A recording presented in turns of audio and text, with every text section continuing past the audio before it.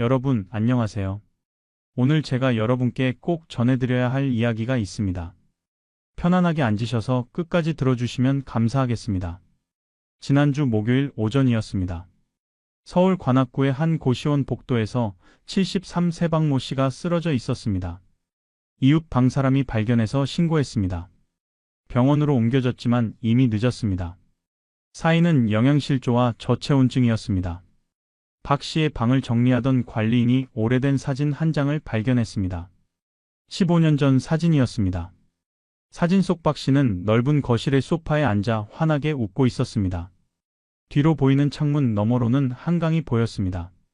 그때 박 씨는 강남의 7억 원짜리 아파트 주인이었습니다. 어떻게 7억 아파트 주인이 고시원에서 굶어 죽게 됐을까요? 박 씨는 미친 사람이 아니었습니다. 평생 성실하게 살았습니다. 대기업 부장으로 정년 퇴직했습니다. 자녀 둘을 모두 대학까지 보냈습니다. 전형적인 중산층이었습니다. 하지만 15년이라는 시간 동안 박 씨에게는 5가지 일이 일어났습니다. 그리고 그 5가지가 박 씨의 모든 것을 앗아갔습니다. 오늘 저는 박 씨 같은 분들의 이야기를 여러분께 전하려고 합니다. 충격적인 통계를 하나 말씀드리겠습니다. 대한민국의 65세 이상 노인 빈곤율은 39.3%입니다. 경제협력개발기구 OECD 38개 국가 중에서 1위입니다. 노인 10명 중 4명이 가난하게 살고 있습니다. 더 충격적인 건 이겁니다. 이 가난한 노인들의 절반 이상이 원래 중산층이었다는 사실입니다. 평생 월급 받으며 성실하게 살았습니다. 집도 있었고 예금도 있었고 자녀도 잘 키웠습니다. 그런데 50대 후반이나 60대에 무언가 하나가 잘못되면서 모든 게 무너졌습니다. 혹시 여러분은 이렇게 생각하고 계신가요? 나는 괜찮아. 집도 있고 연금도 받고 자식들도 잘 크고 있잖아. 박 씨도 그렇게 생각했습니다. 16년 전까지는 말입니다. 오늘 이 영상에서 저는 여러분께 5가지를 말씀드리려고 합니다. 첫째, 중산층 노인을 하루아침에 빈곤층으로 만드는 5가지 위기가 무엇인지. 둘째, 왜 이런 일이 계속 반복되는지. 셋째, 어떻게 예방할 수 있는지. 넷째, 이미 위기에 처했다면 어떻게 해야 하는지. 다섯째, 국가와 사회는 무엇을 해야 하는지입니다. 이 영상이 여러분의 노후를 지키는데 조금이라도 도움이 되길 바랍니다. 그럼 시작하겠습니다. 첫 번째 위기, 투자 실패입니다. 이게 가장 흔하고 가장 빠르게 중산층을 무너뜨립니다. 60세에 퇴직하신 김모 씨의 이야기입니다. 김 씨는 공무원이었습니다. 35년을 근무하고 퇴직금으로 2억 원을 받았습니다. 여기에 집을 팔아서 6억을 더 만들었습니다. 총 8억 원이었습니다. 김 씨는 생각했습니다. 이 돈으로 작은 아파트 하나 더 사면 되겠네. 부동산 중개업소에 갔습니다. 중개사가 제안했습니다. 사장님, 요즘 갭 투자 아세요? 전세를 끼고 아파트를 사는 겁니다. 예를 들어 6억짜리 아파트의 전세가 4억이면 사장님은 2억만 있으면 됩니다. 그럼 6억짜리 아파트 3채를 살 수 있어요. 1년만 있으면 아파트 값이 오릅니다. 그럼 8억이 15억이 되는 거예요. 김 씨는 혹했습니다. 8억으로 3채를 샀습니다. 한 채당 6억, 총 18억 어치 아파트였습니다. 전세 보증금이 총 10억이었습니다. 김 씨가 넣은 돈은 8억이었습니다. 첫 1년은 좋았습니다. 아파트 값이 실제로 올랐습니다. 6억이 7억이 됐습니다. 세 채 합쳐서 21억이 됐습니다. 김 씨는 기뻤습니다. 1년 만에 3억을 벌었네. 하지만 2년째 되던 해 정부가 부동산 정책을 바꿨습니다. 대출 규제가 강화됐습니다. 아파트 값이 떨어지기 시작했습니다. 7억이 6억 5천으로 6억으로 5억 5천으로 떨어졌습니다. 더 큰 문제가 생겼습니다. 전세 세입자들이 이사를 간다고 했습니다. 보증금을 돌려달라는 겁니다. 한 채당 4억씩 총 12억을 돌려줘야 했습니다. 하지만 김 씨에게는 돈이 없었습니다. 처음 넣은 8억은 이미 다 들어간 돈이었습니다. 어쩔 수 없이 아파트를 팔아야 했습니다. 하지만 시장이 안 좋아서 빨리 팔리지 않았습니다. 급하게 팔려니 값을 깎아줘야 했습니다. 5억 5천에 내놓았던 걸 5억에 팔았습니다. 세 채 합쳐서 15억을 받았습니다. 15억에서 전세 보증금 12억을 돌려주니 3억이 남았습니다. 처음에 넣은 돈이 8억이었는데 돌아온 건 3억이었습니다. 5억을 잃은 겁니다. 2년 만에 김 씨의 재산이 8억에서 3억으로 줄었습니다. 김 씨는 충격을 받았습니다. 하지만 3억이라도 남았으니 괜찮아라고 생각하려고 했습니다. 하지만 이건 시작이었습니다. 다음은 주식입니다. 65세 이모 씨의 이야기입니다. 이 씨는 중소기업 사장이었습니다. 회사를 정리하면서 3억 5천을 받았습니다. 퇴직금과 회사 정리 대금이었습니다. 이 씨는 은행 예금만 하기는 아깝다고 생각했습니다. 1년에 3% 이자로는 1,000만 원밖에 안 됐습니다. 주식을 좀 해볼까? 친구가 추천했습니다. 요즘 반도체주가 좋더라. 나는 작년에 5천만 원 벌었어. 이 씨는 1억을 주식에 넣었습니다. 처음에는 조심스럽게 대형주만 샀습니다. 삼성전자, SK하이닉스, SKHYNIX 같은 거였습니다. 한 달이 지나니 1억이 1억 2천이 됐습니다. 이거 괜찮네? 자신감이 생긴 이 씨는 1억을 더 넣었습니다. 총 2억 2천만 원이 됐습니다. 그리고 증권사 직원의 권유로 신용 거래를 시작했습니다. 레버리지를 200까지 쓸 수 있다고 했습니다. 2억 2천만 원으로 4억 4천만 원어치를 살 수 있다는 겁니다. 이 씨는 했습니다. 4억 4천만 원어치 주식을 샀습니다. 한 달 후 4억 4천이 5억이 됐습니다. 6천만 원을 번 겁니다. 이 씨는 흥분했습니다. 1년이면 7억은 벌겠는데? 하지만 다음 달 시장이 급락했습니다. 미국 금리 인상 소식 때문이었습니다. 5억이 4억으로 떨어졌습니다. 하루 만에 1억이 날아갔습니다. 이 씨는 당황했지만 금방 회복되겠지 하고 생각했습니다. 하지만 계속 떨어졌습니다. 4억이 3억 5천이 되고 3억이 됐습니다. 증권사에서 전화가 왔습니다. 추가 담보를 넣으셔야 합니다. 안 그러면 강제 청산됩니다. 이 씨는 5천만 원을 더 넣었습니다. 남은 돈 5천만 원을 다 넣은 겁니다. 하지만 소용없었습니다. 계속 떨어져서 결국 강제로 팔렸습니다. 3억짜리 주식이 2억 5천에 팔렸습니다. 여기서 빌린 돈 2억 2천을 갚으니 3천만 원만 남았습니다. 이 씨가 처음 넣은 돈은 3억 5천만 원이었습니다. 돌아온 건 3천만 원이었습니다. 3억 2천을 잃은 겁니다. 6개월 만에 91%를 날린 겁니다. 코인은 더 무섭습니다. 최모 씨, 69세의 이야기입니다. 최 씨는 아들한테서 비트코인 이야기를 들었습니다. 아버지, 비트코인 아세요? 제 친구는 5천만 원 넣어서 1억 만들었대요. 최 씨는 유튜브를 찾아봤습니다. 50대도 쉽게 따라하는 코인 투자, 한 달 만에 3천만 원 수익, 이런 영상들이 가득했습니다. 최 씨는 생각했습니다. 다들 하는데 나만 안 하면 바보 아닌가? 1,000만 원을 넣었습니다. 일주일 만에 1,300만 원이 됐습니다. 300만 원을 번 겁니다. 최 씨는 신이 났습니다. 3천만 원을 더 넣었습니다. 한 달 후 4천만 원이 6천만 원이 됐습니다. 그때 레버리지라는 걸 알게 됐습니다. 내 돈의 10배, 100배까지 빌려서 투자할 수 있다는 겁니다. 최 씨는 10배 레버리지를 썼습니다. 6천만 원으로 6억 원어치를 샀습니다. 이틀 후 코인이 10% 올랐습니다. 6억이 6억 6천이 됐습니다. 6천만 원을 이틀 만에 번 겁니다. 최 씨는 믿을 수 없었습니다. 이게 진짜 돈을 버는 거구나. 하지만 사흘째 되는 날 코인이 폭락했습니다. 20%가 떨어졌습니다. 레버리지가 10배니까 손실도 10배였습니다. 6천만 원이 한순간에 마이너스가 됐습니다. 강제로 청산됐습니다. 최 씨 계좌는 텅 비었습니다. 거기에 빚까지 3천만 원이 생겼습니다. 최 씨가 넣은 돈 4천만 원은 다 사라졌습니다. 거기에 빚 3천만 원까지 생긴 겁니다. 사흘 만에 일어난 일이었습니다. 이런 투자 실패가 왜 무서운가 하면 돈만 잃는 게 아니기 때문입니다. 건강을 잃습니다. 스트레스로 고혈압이 옵니다. 잠을 못 잡니다. 우울증이 옵니다. 가족 관계가 나빠집니다. 숨기려고 거짓말을 합니다. 들키면 싸웁니다. 그리고 가장 무서운 건 한 번 실패하면 만회하려고 더 위험한 투자를 한다는 겁니다. 이번 한 번만 대박 나면 다 회복할 수 있어. 이렇게 생각하고 남은 돈까지 다 넣습니다. 그러다가 전 재산을 날립니다. 투자 실패로 중산층에서 빈곤층으로 떨어지는 데 걸리는 시간은 평균 6개월에서 2년입니다. 평생 모은 돈이 1년도 안 돼서 사라지는 겁니다. 하지만 투자 실패보다 더 억울한 게 있습니다. 바로 사기입니다. 두 번째 위기, 보이스피싱과 투자 사기입니다.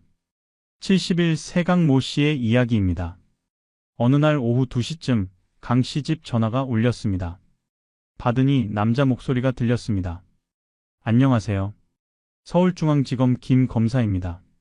검사님이요? 무슨 일이시죠? 강 씨는 놀랐습니다.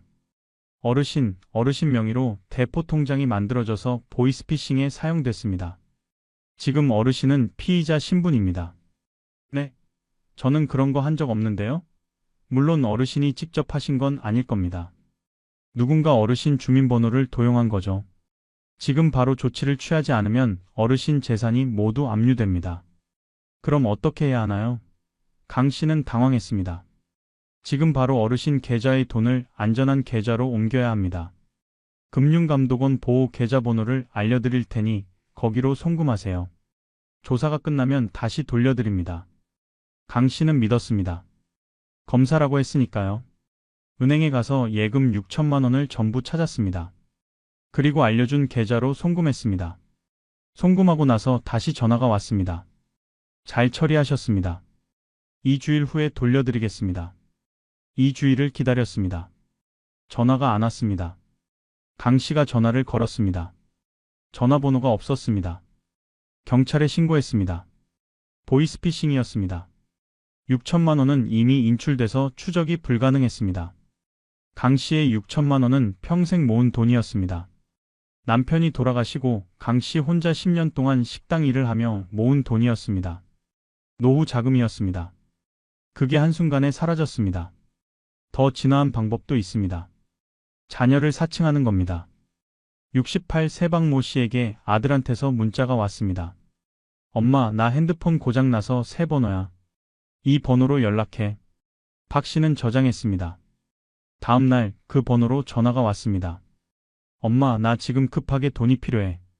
거래처 대금을 오늘까지 쳐야 하는데 은행 업무가 안 돼. 3천만 원만 급하게 보내줄 수 있어?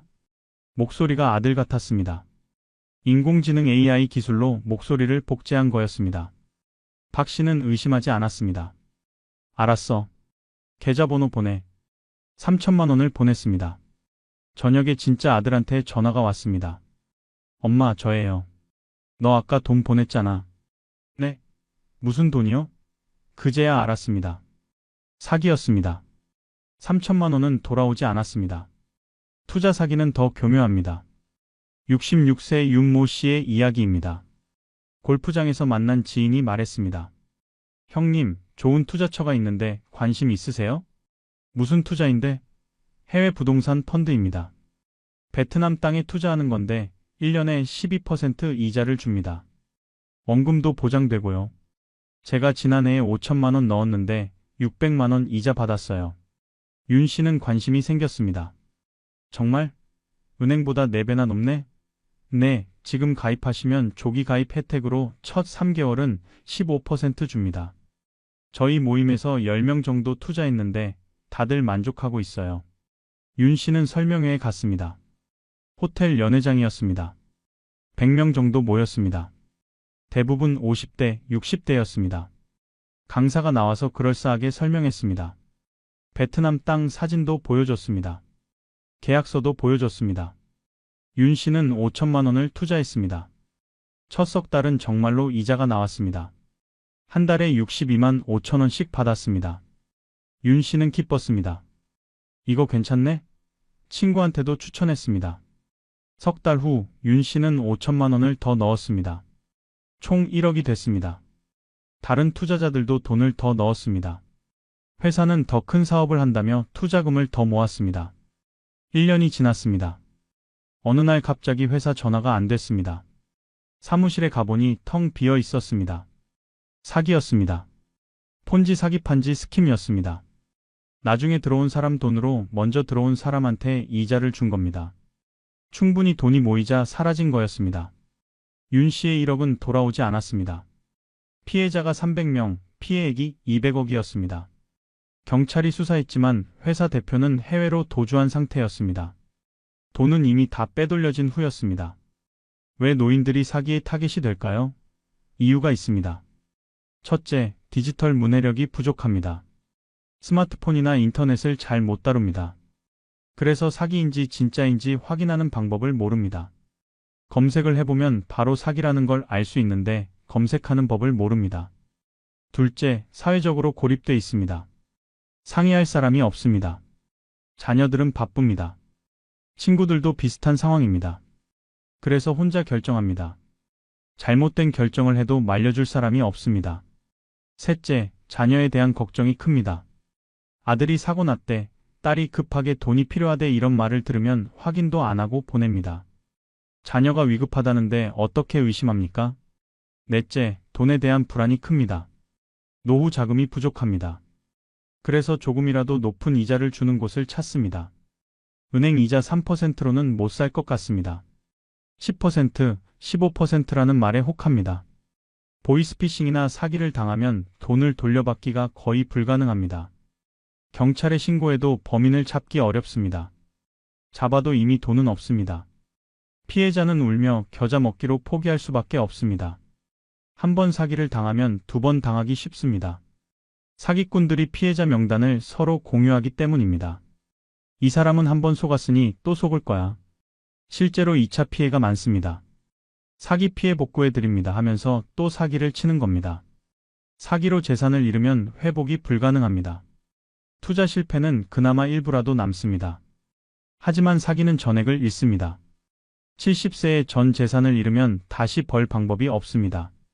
그게 빈곤으로 가는 직행 티켓입니다. 하지만 사기보다 더 가슴 아픈 게 있습니다. 바로 가족입니다. 세 번째 위기, 자녀 보증과 가족의 배신입니다. 72세 정모 씨의 이야기입니다. 어느 날 아들이 찾아왔습니다. 38살 아들이었습니다. 아버지, 제가 사업을 시작하려고 하는데요. 대출을 받으려면 보증인이 필요하대요. 아버지가 보증을 서주시면 안 될까요? 얼마나 필요한데? 3억이요. 제과점 프랜차이즈를 하려고요. 요즘 잘 된대요. 1년이면 본점 뽑고 2년이면 돈 벌 수 있대요. 정 씨는 고민했습니다. 보증을 서주는 게 위험하다는 건 알고 있었습니다. 하지만 아들이었습니다. 우리 아들이 열심히 하면 잘 될 거야. 보증을 섰습니다. 처음 6개월은 잘 됐습니다. 아들이 한 달에 한 번씩 찾아와서 매장 사진을 보여줬습니다. 손님도 많고 매출도 괜찮다고 했습니다. 정 씨는 안심했습니다. 1년이 지났습니다. 아들이 찾아오는 횟수가 줄었습니다. 전화를 걸어도 잘 안 받았습니다. 불안했지만 바쁜가 보다 하고 생각했습니다. 1년 6개월쯤 됐을 때 은행에서 전화가 왔습니다. 정모 씨님, 보증 서신 대출 연체가 3개월 됐습니다. 원금과 이자 합쳐서 3억 2천만 원을 7일 이내에 상환하셔시오. 안 그러면 법적 조치를 취하겠습니다. 정 씨는 놀라서 아들한테 전화했습니다. 받지 않았습니다. 며칠 후에야 연락이 왔습니다. 아버지 죄송해요. 사업이 안 됐어요. 가게 문 닫았어요. 그럼 대출은 어떻게 하니? 저 지금 돈이 하나도 없어요. 아버지가 좀 도와주세요. 정 씨는 기가 막혔습니다. 내가 보증을 선 건데 내가 갚아야지. 왜 내가 갚아? 아버지, 저 진짜 돈 없어요. 이제 어떻게 해요? 아들은 책임을 회피했습니다. 결국 정 씨가 갚아야 했습니다. 하지만 정 씨에게 3억이 없었습니다. 집을 팔아야 했습니다. 정 씨가 살던 집이 4억 5천이었습니다. 집을 팔아서 대출 3억 2천을 갚으니 1억 3천이 남았습니다. 72세의 나이에 정 씨는 집을 잃었습니다. 1억 3천으로 작은 전세집을 얻었습니다. 보증금 8천만 원에 월세 30만 원이었습니다. 남은 돈은 5천만 원이었습니다. 아들은 연락이 끊겼습니다. 찾아가 봤더니 이사를 간 후였습니다. 전화번호도 바꿨습니다. 정 씨는 아들을 찾지 못했습니다. 정 씨는 국민연금 90만 원을 받습니다. 거기서 월세 30만 원을 내면 60만 원이 남습니다. 그걸로 한 달을 살아야 합니다. 72세에 다시 일을 시작했습니다. 아파트 경비를 구했습니다. 한 달에 150만 원을 받습니다. 그래도 빠듯합니다. 정 씨는 후회합니다. 왜 보증을 섰을까? 그때 아들한테 안 된다고 했어야 했는데. 하지만 이미 늦었습니다. 72세의 나이에 노년이 완전히 달라졌습니다. 딸 때문에 무너진 집도 있습니다. 68세 한 모 씨 부부의 이야기입니다. 딸이 결혼을 했습니다. 사위가 아파트를 사고 싶다고 했습니다. 장인어른, 제가 대출을 받으려는데요. 신용이 좀 부족해서요. 연대보증을 서주시면 안 될까요? 한 씨는 딸이 불쌍했습니다. 신혼인데 전셋집에 살고 있었습니다. 딸이 내 집에서 살게 해주고 싶다. 연대보증을 섰습니다. 2억 5천만 원 대출이었습니다. 3년은 잘 지나갔습니다. 그런데 4년째 되던 해, 딸 부부가 이혼했습니다. 아파트를 팔았습니다. 당시 집값이 떨어져서 2억에 팔렸습니다. 대출 2억 5천을 갚으려니 5천만 원이 부족했습니다. 사위는 책임을 안 졌습니다. 저는 이혼했으니 상관없어요. 연대보증이니 갚으세요. 결국 한 씨가 5천만 원을 내야 했습니다. 예금을 깨서 냈습니다. 노후 자금이 반으로 줄었습니다. 더 심한 경우도 있습니다. 손자 교육비 때문에 무너진 집입니다. 75세 송 모 씨의 이야기입니다. 딸이 말했습니다. 아버지, 우리 애가 미국 유학을 가고 싶대요. 근데 돈이 부족해서요. 4천만 원만 빌려주실 수 있으세요? 2년 안에 꼭 갚을게요. 송 씨는 손자가 귀여웠습니다. 공부를 잘하는데 돈 때문에 못 가면 안 되지. 4천만 원을 빌려줬습니다. 딸은 차용증 쓸게요 하면서 종이에 끄적였습니다. 2년이 지났습니다. 돈을 안 갚았습니다. 송 씨가 말했습니다. 돈 좀 갚아라. 딸이 대답했습니다. 아버지, 지금 형편이 어려워서요. 조금만 더 기다려주세요. 5년이 지났습니다.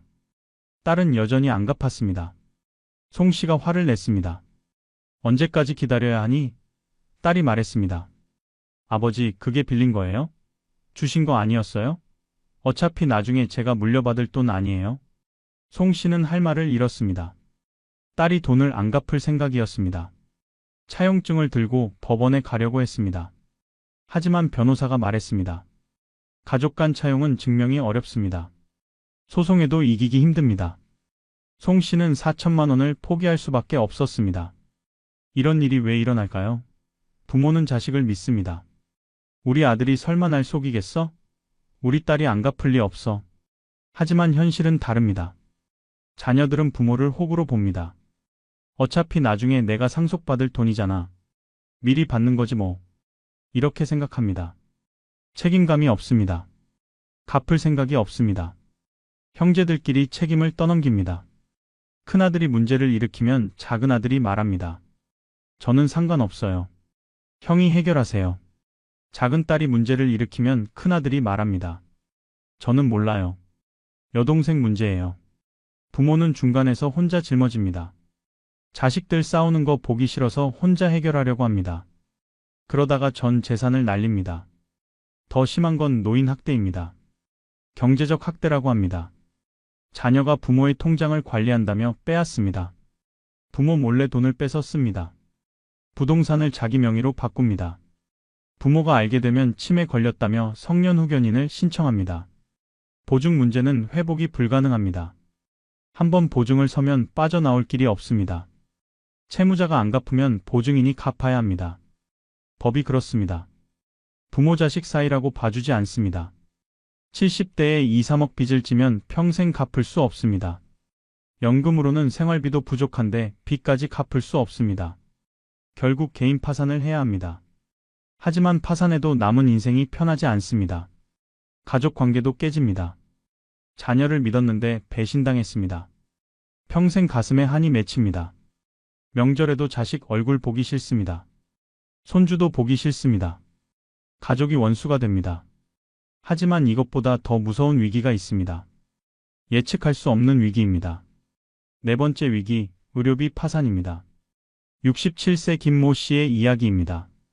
어느 날 김 씨는 화장실에서 피를 봤습니다. 대변에 피가 섞여 나왔습니다. 놀라서 병원에 갔습니다. 검사를 받았습니다. 대장 내시경을 했습니다. 일주일 후 결과가 나왔습니다. 의사가 조심스럽게 말했습니다. 대장암입니다. 3기입니다. 수술해야 합니다. 김 씨는 하늘이 무너지는 것 같았습니다. 수술을 받았습니다. 대장 일부를 잘라냈습니다. 수술비가 800만 원이었습니다. 건강보험이 적용돼서 250만 원만 냈습니다. 이 정도면 괜찮네 하고 생각했습니다. 하지만 시작이었습니다. 항암 치료를 해야 한다고 했습니다. 6개월 동안 12차례 받아야 한다고 했습니다. 한 번에 300만 원이었습니다. 12번이면 3,600만 원이었습니다. 건강보험 적용이 안 되는 약이 있다고 했습니다. 신약인데 효과가 좋다고 했습니다. 하지만 비급여라서 전액 본인 부담이었습니다. 한 번에 500만 원 추가였습니다. 김 씨는 고민했습니다. 비급여 약을 써야 하나? 의사가 말했습니다. 안 쓰셔도 됩니다. 하지만 효과는 떨어집니다. 재발 확률이 높아질 수 있습니다. 김 씨는 선택할 수밖에 없었습니다. 목숨이 걸린 문제였습니다. 결국 비급여 약을 썼습니다. 6개월 항암 치료에 총 9,600만 원이 들었습니다. 여기에 입원비, 식대, 간병비까지 합치면 1억을 넘었습니다. 김 씨는 예금을 깼습니다. 1억 5천만 원 있던 예금이 5천만 원으로 줄었습니다. 그래도 치료했으니 이제 괜찮겠지 하고 생각했습니다. 1년 후 재발했습니다. 이번에는 간으로 전이 됐습니다. 다시 수술하고 항암 치료를 받아야 했습니다. 또 1억이 들었습니다. 남은 예금 5천만 원으로는 부족했습니다. 집을 팔아야 했습니다. 김 씨가 살던 4억짜리 아파트를 팔았습니다. 전세집으로 이사했습니다. 보증금 1억 5천에 월세 50만 원이었습니다. 남은 돈 2억 5천으로 치료를 계속했습니다. 3년이 지났습니다. 김 씨는 살았습니다. 암을 이겨냈습니다. 하지만 돈은 다 떨어졌습니다. 집도 없고 예금도 없고 월세 50만 원을 내야 하는 처지가 됐습니다. 70세가 된 김 씨는 일을 시작했습니다. 편의점 야간 알바를 구했습니다. 밤 11시부터 아침 7시까지 한 달에 150만 원을 받습니다. 암투병으로 몸이 안 좋은데도 일해야 합니다. 뇌졸중은 더 무섭습니다. 72세 이모 씨의 이야기입니다. 어느 날 아침 이 씨는 침대에서 일어나려는데 오른쪽 몸이 안 움직였습니다. 말도 잘 안 나왔습니다. 아내가 놀라서 119에 전화했습니다. 응급실로 실려갔습니다. 뇌졸중이었습니다. 뇌혈관이 막혔습니다. 응급수술을 받았습니다. 목숨은 건졌지만 반신마비가 됐습니다. 오른쪽 팔다리를 못 쓰게 됐습니다. 재활치료를 해야 한다고 했습니다.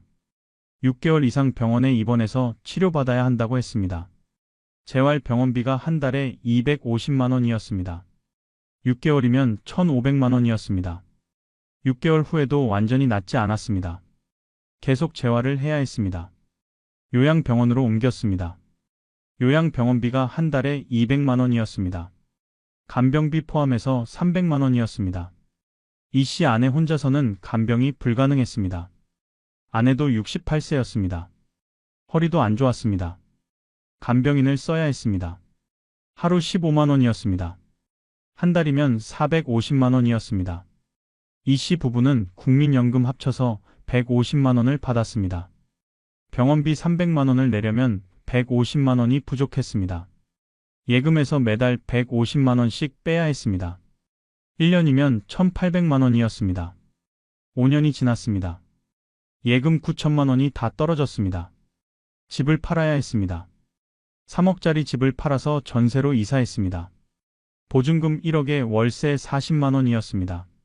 남은 돈 2억으로 계속 치료했습니다. 10년이 지났습니다. 이 씨는 여전히 요양병원에 있습니다. 돈은 다 떨어졌습니다. 이제는 기초생활수급자가 됐습니다. 정부 지원을 받아서 요양병원비를 냅니다. 아내는 작은 월세방에서 혼자 삽니다. 월세 30만 원입니다. 기초생활수급비 60만 원을 받습니다. 거기서 월세 내고 30만 원으로 한 달을 삽니다. 남편을 주에 한 번 찾아갑니다. 교통비가 아까워서 자주 못 갑니다. 치매는 가장 오래 가고 돈이 많이 듭니다. 77세 박 모 씨의 이야기입니다. 박 씨 아내가 75세의 치매 진단을 받았습니다. 초기였습니다. 약을 먹으면서 집에서 지냈습니다. 2년이 지나니 상태가 나빠졌습니다. 길을 잃어버리고 박 씨를 못 알아봤습니다. 가스불을 켜놓고 잊어버렸습니다. 위험했습니다. 혼자 둘 수 없었습니다. 간병인을 썼습니다. 하루 10만 원이었습니다. 한 달에 300만 원이었습니다. 박 씨 국민연금이 120만 원이었습니다. 부족한 180만 원은 예금에서 빼야 했습니다. 3년이 지나니 집에서도 간병이 어려웠습니다. 아내가 배회하고 소리 지르고 공격적으로 변했습니다. 요양원에 보내야 했습니다. 요양원 입소 비용이 보증금 3천만 원에 월 250만 원이었습니다. 박 씨는 예금 6천만 원에서 보증금을 냈습니다. 남은 돈 3천만 원으로는 12개월밖에 못 버텼습니다. 집을 팔았습니다. 4억짜리 집을 팔아서 전세 2억에 월세 50만 원 집으로 이사했습니다. 남은 돈 2억으로 요양원비를 냈습니다. 한 달에 250만 원씩 나가니 80개월이면 다 떨어졌습니다. 6년 8개월이었습니다. 7년이 지났습니다. 돈이 다 떨어졌습니다. 박 씨는 84살이 됐습니다. 아내는 82살이었습니다. 아내는 요양원에서 국가 지원을 받게 됐습니다. 박 씨는 작은 고시원에서 삽니다. 월 40만 원입니다. 의료비 파산이 무서운 이유는 예측할 수 없기 때문입니다. 언제 아플지 모릅니다. 얼마나 들지도 모릅니다. 2년 만에 끝날 수도 있고 10년이 걸릴 수도 있습니다. 건강보험이 있어도 소용없습니다. 비급여 항목이 많습니다. 신약, 특수치료, 간병비, 요양병원비 이런 것들은 건강보험이 안 됩니다. 전액 본인 부담입니다. 한 번 중증 질환에 걸리면 1억에서 2억이 듭니다. 10년 투병하면 3억에서 5억이 듭니다. 중산층이 감당할 수 있는 금액이 아닙니다. 집을 팔아서 치료합니다. 치료가 끝나면 집이 없습니다. 월세를 살아야 합니다. 70대, 80대의 월세를 살면서 병원비를 내려면 일을 해야 합니다. 하지만 몸이 안 좋아서 일을 할 수 없습니다. 결국 기초생활수급자가 됩니다. 건강이 재산입니다. 건강을 잃으면 재산도 잃습니다. 중산층에서 빈곤층으로 가는 가장 흔한 경로가 바로 질병입니다. 하지만 집이 있다고 안심할 수 없습니다. 집마저 사라질 수 있습니다. 5번째 위기, 전세 사기와 임대 사기입니다. 70세 최 모 씨의 이야기입니다. 최 씨는 30년을 살던 아파트를 팔았습니다. 5억에 팔렸습니다. 나이도 많고 혼자 사니까 작은 집으로 옮기려고 했습니다. 전세를 알아봤습니다. 부동산에서 빌라를 소개했습니다. 사장님, 이 빌라 좋습니다. 새 건물이고 역세권이고 전세 2억이면 됩니다. 최 씨는 집을 봤습니다. 깨끗했습니다. 마음에 들었습니다. 집주인은 믿을 만한 사람인가요? 최 씨가 물었습니다. 네, 이 동네에서 빌라를 여러 채 갖고 계신 분입니다. 문제 없습니다. 부동산이 보증했습니다. 등기부등본을 확인했습니다. 집값이 4억 5천만 원이었습니다. 전세가 2억이니까 안전하다고 생각했습니다. 갭이 2억 5천만 원이나 됐습니다. 계약했습니다. 2억을 송금했습니다. 이사했습니다. 남은 돈 3억은 은행 예금에 넣었습니다.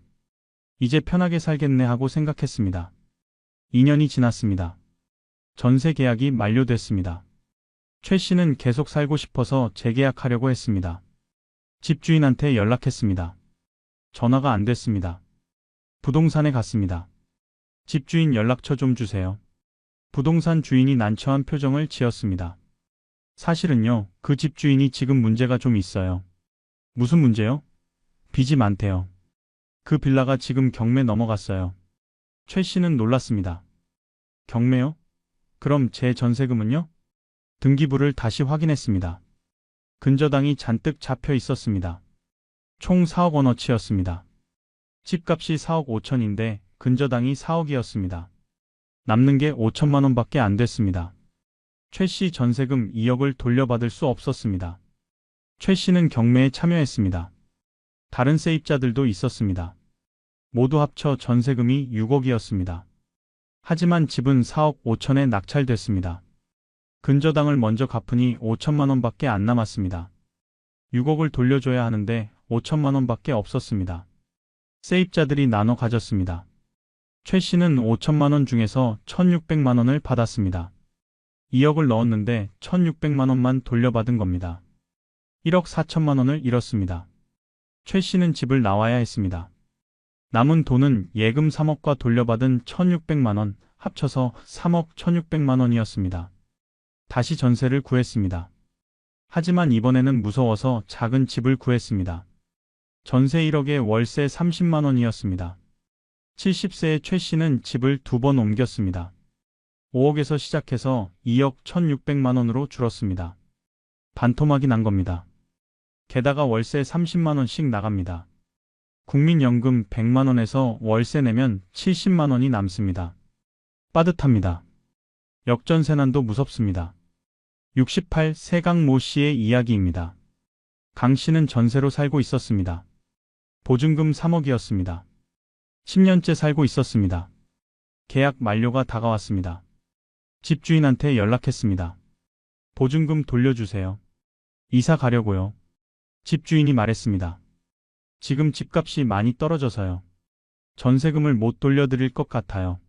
네. 계약서에 써 있잖아요. 만기에 돌려주기로. 알아요. 근데 진짜 돈이 없어요. 제가 이 집 살 때 4억 5천에 샀거든요. 지금은 4억도 안 돼요. 제가 손해를 보고 있는 거예요. 강 씨는 당황했습니다. 그럼 저는 어떻게 하라고요? 조금만 기다려주시면 안 될까요? 제가 돈을 마련해서 드릴게요. 집주인은 울상이었습니다. 강 씨는 기다렸습니다. 석 달, 6개월, 1년이 지났습니다. 집주인은 계속 조금만 더를 반복했습니다. 강 씨는 그 사이 다른 집을 못 구했습니다. 전세금이 없으니까요. 결국 법적 조치를 취했습니다. 변호사를 선임했습니다. 소송을 했습니다. 2년이 걸렸습니다. 승소했습니다. 하지만 집주인에게 돈이 없었습니다. 강제 경매를 신청했습니다. 경매가 진행됐습니다. 집이 3억 8천에 낙찰됐습니다. 근저당을 갚으니 3억이 남았습니다. 강 씨는 3억을 돌려받았습니다. 처음에 넣은 금액이었습니다. 하지만 2년 동안 강 씨는 고통받았습니다. 스트레스로 병이 났습니다. 불면증, 고혈압이 생겼습니다. 변호사 비용으로 1,200만 원을 썼습니다. 결국 돌려받은 건 3억이지만 실제로는 1,200만 원 손해를 본 겁니다. 전세 사기나 역전세는 회복이 어렵습니다. 소송을 해도 시간이 오래 걸립니다. 돈을 돌려받지 못하는 경우도 많습니다. 집주인이 파산하면 끝입니다. 70대의 집을 잃으면 갈 곳이 없습니다. 자녀 집에 얹혀 살 수도 있지만 자녀들도 형편이 어렵습니다. 결국 고시원이나 쪽방촌으로 갑니다. 고시원은 월 40만 원에서 60만 원입니다.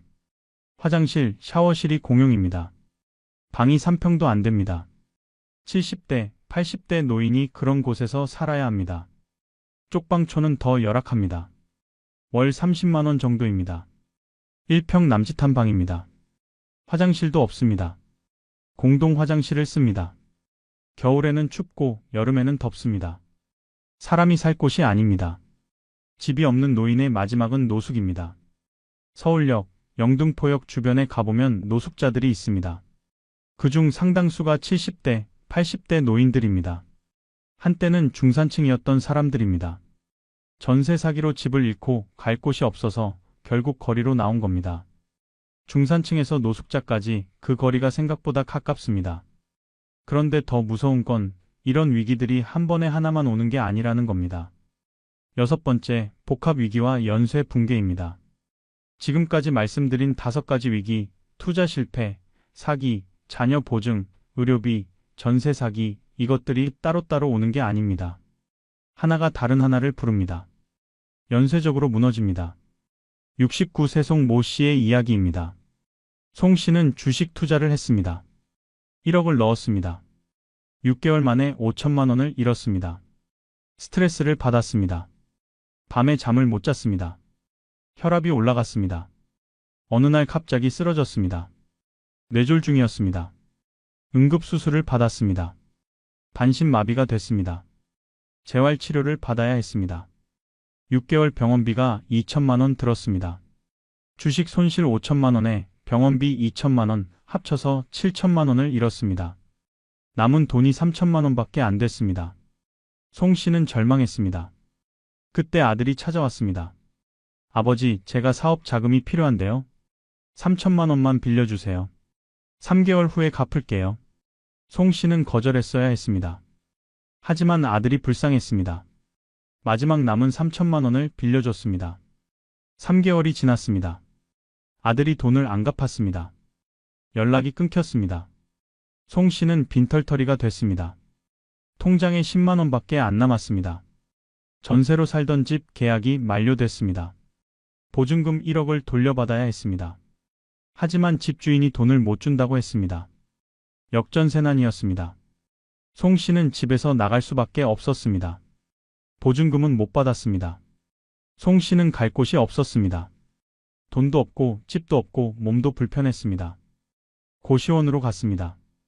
월 45만 원이었습니다. 국민연금 80만 원에서 월세 내면 35만 원이 남았습니다. 1년 후 고시원비를 못 냈습니다. 나와야 했습니다. 쪽방촌으로 갔습니다. 월 30만 원이었습니다. 남는 돈 50만 원으로 생활했습니다. 72세가 된 송 씨는 쪽방에서 혼자 삽니다. 반신마비로 불편하지만 병원도 못 갑니다. 돈이 없으니까요. 하루 이끼를 먹습니다. 아침은 굶습니다. 점심은 복지관 무료 급식을 먹습니다.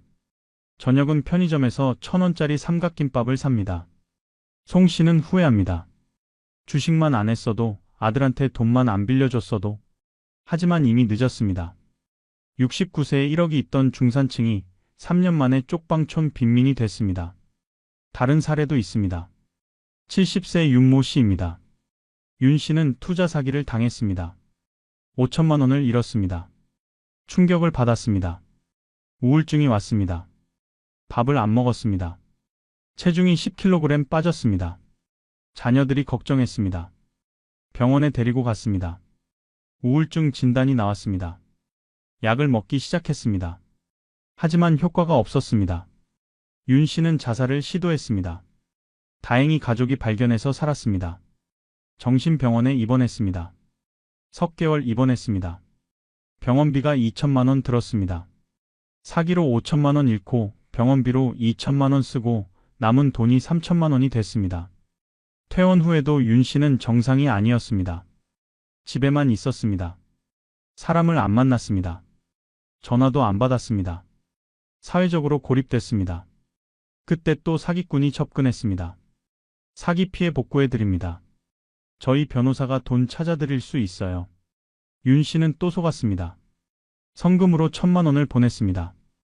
역시 사기였습니다. 윤 씨는 완전히 무너졌습니다. 남은 돈 2천만 원마저 의욕이 없었습니다. 그냥 집에 누워만 있었습니다. 건강이 더 나빠졌습니다. 당뇨병이 왔습니다. 약을 먹어야 하는데 먹지 않았습니다. 관리를 안 했습니다. 합병증이 왔습니다. 망막병증으로 시력을 잃었습니다. 신부전으로 투석을 받아야 했습니다. 병원비가 한 달에 150만 원씩 나갔습니다. 1년이면 1,800만 원이었습니다. 남은 돈 2천만 원이 1년 만에 다 떨어졌습니다. 윤 씨는 기초생활수급자가 됐습니다. 작은 고시원에서 혼자 삽니다. 시력도 없고 투석도 받아야 하고 우울증도 있습니다. 72세의 삶이 지옥이 됐습니다. 이렇게 위기는 혼자 오지 않습니다. 하나가 다른 하나를 부릅니다. 악순환입니다.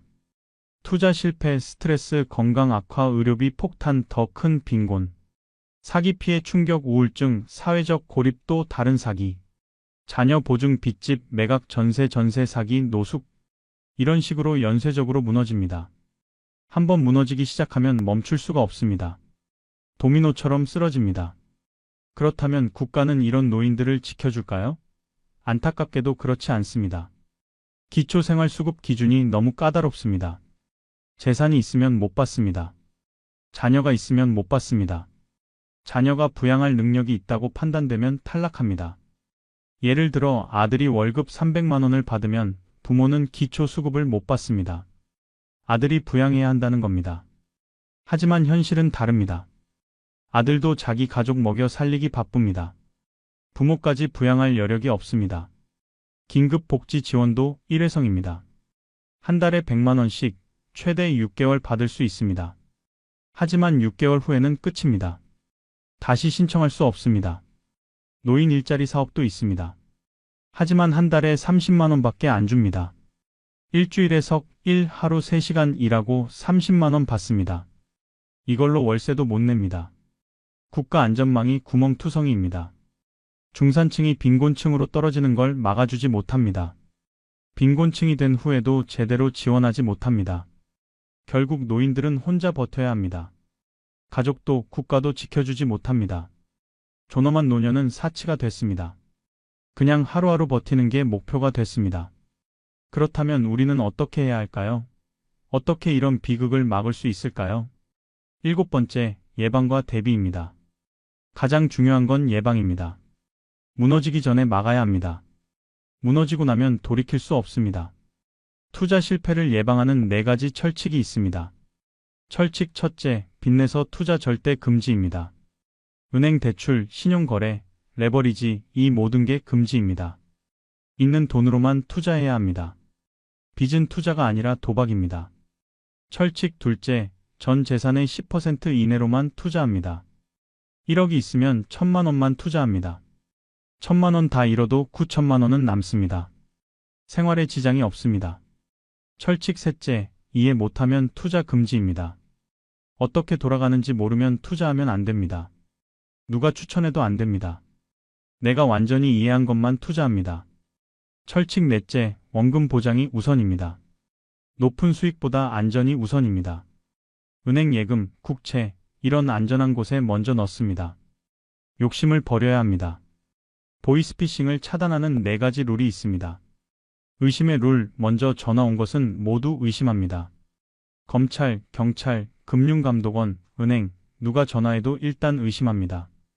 진짜일 확률이 거의 없습니다. 확인의 룰, 반드시 본인이 직접 전화해서 재확인합니다. 상대방이 준 전화번호로 걸면 안 됩니다. 인터넷에서 공식 번호를 찾아서 겁니다. 그리고 사실 확인을 합니다. 시간의 룰, 지금 당장 요구하면 100% 사기입니다. 진짜 검찰, 경찰은 급하게 안 합니다. 절차가 있습니다. 시간을 줍니다. 당장 하라고 재촉하면 사기입니다. 금전의 룰, 전화로 돈 이야기 나오면 즉시 끊습니다. 계좌로 입금하세요. 현금을 준비하세요. 이런 말 나오면 바로 끊습니다. 대화를 계속하면 안 됩니다. 자녀 보증을 거절하는 법도 있습니다. 첫째, 안 된다고 명확하게 말하는 용기가 필요합니다. 애매하게 말하면 안 됩니다. 생각해 볼게, 나중에 얘기하자, 이러면 자녀가 계속 설득합니다. 단호하게 안 된다고 말해야 합니다. 둘째, 부모 노후가 우선이라는 걸 알려줘야 합니다. 네가 중요하지만 나도 살아야 한다. 내가 너를 위해 보증을 서서 빚을 지면 나중에 내가 나를 부양해야 한다. 그게 너한테 더 부담 아니겠니? 이렇게 설명합니다. 셋째, 보증 대신 소액 증여를 제한합니다. 보증은 못 서지만 500만 원은 줄 수 있어. 이건 갚지 않아도 돼.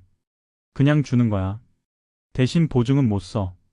이렇게 하면 자녀도 이해합니다. 넷째, 전문가 상담을 권유합니다. 내가 잘 몰라서 판단이 안 서네. 같이 재무 상담사한테 가보자. 전문가 의견을 들어보자. 전문가가 객관적으로 봐주면 자녀도 납득합니다. 의료비를 대비하는 방법도 있습니다. 첫째, 실손보험은 필수입니다. 지금이라도 가입하십시오. 나이가 많아도 가입할 수 있는 상품이 있습니다. 보험료가 좀 비싸도 가입하는 게 낫습니다. 한 번 아프면 실손보험이 1,000만 원, 2,000만 원을 아껴줍니다. 둘째, 간병보험도 검토하십시오. 요즘 간병비가 정말 비쌉니다. 간병보험이 있으면 도움이 됩니다. 셋째, 건강관리가 최고의 재테크입니다. 운동하십시오. 일주일에 석 번, 하루 30분만 걸으십시오. 식단 관리하십시오. 짜게 먹지 마십시오. 정기 검진 받으십시오. 조기 발견하면 치료비가 적게 듭니다. 넷째, 의료비 적금을 따로 만드십시오. 한 달에 10만 원씩이라도 따로 모으십시오. 10년이면 1,200만 원입니다. 이게 응급 상황에 도움이 됩니다. 전세 위험을 줄이는 방법도 있습니다. 첫째, 전세보다 월세를 고려하십시오. 보증금을 적게 넣고 월세를 내는 겁니다. 예를 들어 전세 2억 대신 보증금 5천에 월세 50만 원을 선택하는 겁니다. 보증금 위험이 줄어듭니다. 둘째, 전세금을 예금으로 두고 월세를 냅니다. 전세 2억 대신 2억을 은행에 넣고 이자로 월세를 냅니다. 2억을 3% 예금에 넣으면 1년에 600만 원, 한 달에 50만 원 이자가 나옵니다. 이걸로 월세를 내는 겁니다. 원금 2억은 안전합니다. 셋째, 등기부등본을 꼼꼼히 확인하십시오. 근저당이 얼마나 잡혀 있는지 봐야 합니다. 집값에서 근저당을 빼고도 내 전세금을 커버할 수 있는지 계산해야 합니다. 넷째, 전세보증보험에 가입하십시오. 주택도시보증공사 HUG나 주택금융공사에서 전세보증보험을 팝니다. 가입하면 전세 사기를 당해도 보증금을 돌려받을 수 있습니다. 법적 안전장치도 만들어야 합니다. 첫째, 성년 후 견제도를 미리 알아두십시오. 나중에 치매에 걸리면 재산 관리를 못합니다. 그 전에 미리 후견인을 지정해두면 안전합니다. 둘째, 유언장을 작성하십시오. 공증을 받아서 정식으로 만드십시오. 재산을 어떻게 나눌지 명확히 해두면 자녀들 간 분쟁을 막을 수 있습니다. 셋째, 신탁제도를 활용하십시오. 은행에 재산을 맡기고 매달 일정 금액만 받는 겁니다. 그러면 한꺼번에 큰 돈을 쓸 수 없으니 안전합니다. 넷째, 재산관리인을 지정하십시오. 믿을 만한 사람을 정해서 재산을 같이 관리하게 합니다. 혼자 결정하면 실수할 수 있으니 두 사람이 함께 결정하게 하는 겁니다. 정기적으로 점검해야 합니다. 3개월마다 자산을 점검하십시오. 통장 잔고, 투자 상황, 빚, 이런 걸 다 적어보십시오. 숫자로 보면 문제가 보입니다. 6개월마다 가족회의를 하십시오. 자녀들과 솔직하게 얘기하십시오. 재산 상황, 건강 상황, 걱정거리를 공유하십시오. 가족이 알고 있으면 도와줄 수 있습니다. 1년마다 전문가 상담을 받으십시오. 재무 상담사한테 자산 점검을 받으십시오. 객관적인 조언을 듣는 게 중요합니다. 예방이 최선입니다. 무너지기 전에 막아야 합니다. 이미 무너지면 회복이 어렵습니다. 하지만 이미 위기에 처한 분들도 계실 겁니다. 그렇다면 어떻게 해야 할까요? 8번째, 이미 위기에 처했다면 회복의 길입니다. 지금 손실을 보고 있거나 빚이 있거나 어려운 상황이라면 포기하지 마십시오. 늦었다고 생각할 때가 가장 빠를 때입니다. 첫 단계, 정확한 상황 파악입니다. 자산 목록을 만드십시오. 종이에 적으십시오. 예금이 얼마, 투자금이 얼마, 집이 얼마, 이렇게 다 적습니다.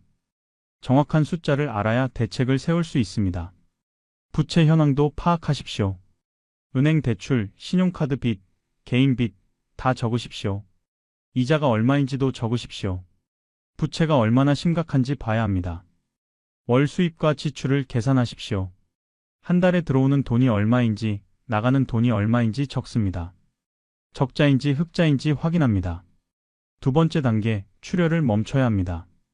추가 손실을 막으십시오. 투자에서 손실이 나고 있다면 당장 정리하십시오. 조금만 더 기다리면 하지 마십시오. 지금 파는 게 더 잃는 것보다 낫습니다. 새로운 지출을 멈추십시오. 불필요한 소비를 끊으십시오. 외식, 쇼핑, 여행 다 미루십시오. 지금은 생존이 우선입니다. 세 번째 단계, 전문가를 찾으십시오. 혼자 해결하려고 하지 마십시오. 이미 상황이 복잡해졌습니다. 전문가 도움이 필요합니다. 재무 상담사를 찾아가십시오. 은행이나 증권사의 무료 상담을 받을 수 있습니다. 상황을 설명하고 조언을 구하십시오. 빚이 많으면 신용회복위원회에 가십시오. 전화번호는 1600-5500입니다. 무료로 상담해 줍니다. 빚 정리 방법을 알려줍니다. 법률 문제가 있으면 법률구조공단에 가십시오. 전화번호는 132입니다. 무료 법률 상담을 받을 수 있습니다. 네 번째 단계, 가족에게 알리십시오. 더 이상 숨기지 마십시오. 혼자 끙끙 앓으면 더 나빠집니다. 가족에게 솔직하게 말하십시오. 여보, 나 사실 투자하다가 손실이 났어. 지금 이 정도야. 투명하게 말하십시오. 숫자를 정확히 알려주십시오. 처음에는 가족이 화를 낼 수 있습니다. 당연합니다. 하지만 결국 이해해 줄 겁니다. 가족은 여러분 편입니다. 함께 해결책을 찾으십시오. 어떻게 하면 좋을까? 가족과 상의하십시오. 여러 머리가 한 머리보다 낫습니다. 다섯 번째 단계, 빚을 정리하십시오. 고금리 빚부터 갚으십시오. 이자가 높은 것이 제일 위험합니다. 신용카드 현금 서비스, 캐피탈 대출, 이런 게 이자가 제일 높습니다. 이걸 먼저 갚아야 합니다. 저금리 빚으로 갈아타십시오. 은행에 가서 대환 대출을 알아보십시오. 이자가 높은 빚을 이자가 낮은 빚으로 바꾸는 겁니다. 빚이 너무 많아서 감당이 안 되면 개인회생이나 파산을 고려하십시오. 부끄러운 게 아닙니다. 재기할 수 있는 합법적인 방법입니다. 개인회생은 빚의 일부를 탕감받고 5년간 나눠서 갚는 겁니다.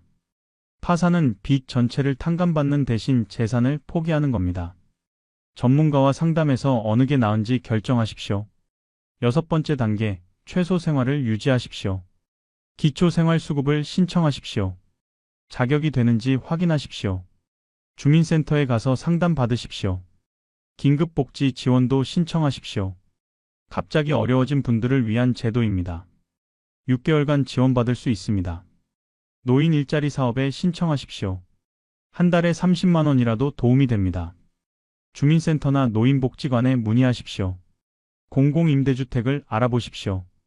영구임대, 국민임대, 행복주택, 여러 종류가 있습니다. 저렴하게 살 수 있습니다. 7번째 단계, 정부 지원을 최대한 활용하십시오. 기초연금을 받으십시오. 65세 이상이면 신청할 수 있습니다. 한 달에 최대 33만 원 받을 수 있습니다. 노인 맞춤 돌봄 서비스를 신청하십시오. 혼자 사시는 분들을 방문해서 도와주는 서비스입니다. 무료입니다. 에너지 바우처를 신청하십시오. 전기세, 가스비를 지원받을 수 있습니다. 겨울에 난방비 걱정을 덜 수 있습니다. 통신비 감면을 받으십시오. 기초생활수급자나 차상위 계층은 휴대폰 요금을 반값에 쓸 수 있습니다. 의료비 지원도 받으십시오. 건강보험 본인 부담금을 줄여주는 제도가 있습니다. 국민건강보험공단에 문의하십시오. 8번째 단계, 자존감을 지키십시오. 가난은 죄가 아닙니다. 일시적으로 어려운 것뿐입니다. 여러분의 가치가 떨어진 게 아닙니다. 도움을 요청하는 건 용기입니다. 창피한 게 아닙니다. 똑똑한 겁니다. 혼자 버티다가 더 나빠지는 게 바보입니다. 커뮤니티에 참여하십시오. 복지관, 경로당, 종교단체, 어디든 좋습니다. 사람들과 어울리십시오. 고립되면 우울증이 옵니다. 상담 서비스를 이용하십시오. 정신건강복지센터에서 무료 상담을 받을 수 있습니다.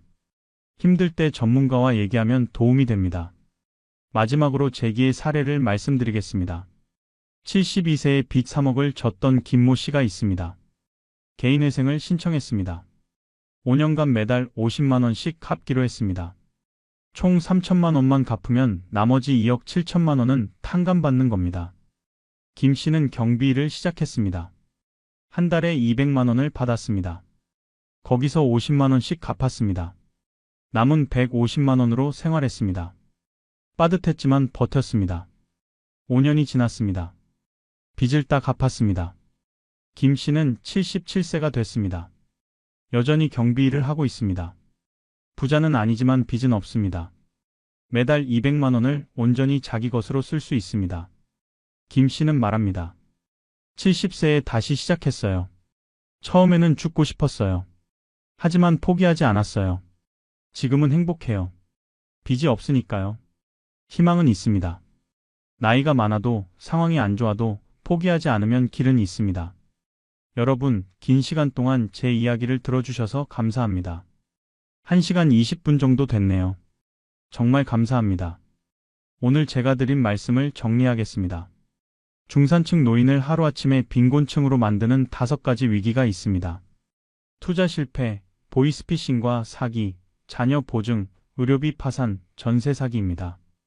이것들은 따로따로 오는 게 아니라 연쇄적으로 옵니다. 하나가 다른 하나를 부릅니다. 예방이 최선입니다.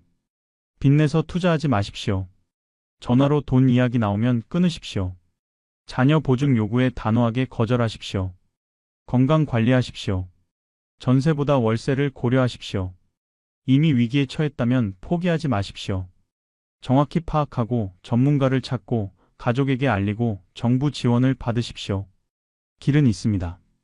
오늘부터 실천할 5가지를 말씀드리겠습니다. 첫째, 오늘 저녁 자산 목록을 만드십시오. 종이에 적으십시오. 얼마나 있는지 정확히 아는 게 첫 번째입니다.